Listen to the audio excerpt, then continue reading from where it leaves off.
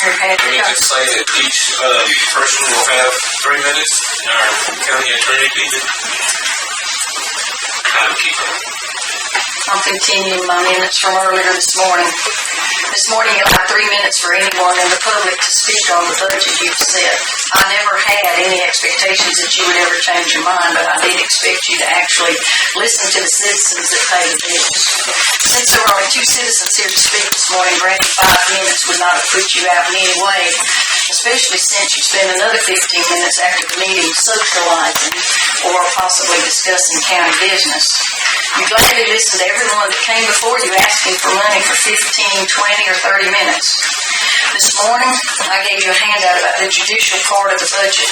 The clerk court, magistrate court, and probate court have overspent for the last 10 years, no matter how much their budgets were.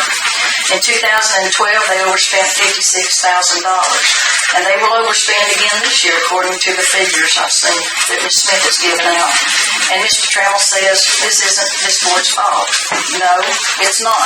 It's the financial department's fault because there are policies in place that say no checks are to be cut if they go over budget. But somehow this doesn't matter if it involves payroll, according to Ms. Smith and our county attorney. It appears from Ms. Smith's figures that the FY13 judicial budget will be overspent by $50,000. As a reward, you have upped their budget for the judicial part of the budget by 10%. Again, Mr. Trammell told me they would not overspend on his watch, but why should they? They're going to get a 10% budget increase while other departments were told to cut. Those departments that have cut in the past have been asked to cut more, and those that blatantly overspent, the courts, have been rewarded with an increase of 10% in this FY14 budget. They say they need all this money for all the personnel they have. We'll take a look around and tell us that 6 people work 40 hours a week. Actually work in the clerk of court's office. And tell us that the magistrate works 40 hours a week while he's in 5 other counties doing indigent defense or coaching up at Shiloh. There was discussion about double dipping, but this has been swept under the rug once again or decided outside of a public meeting. It appears that the wants of probate, magistrate, and clerk of court, which is more staff and less work for everyone, has been confused with needs.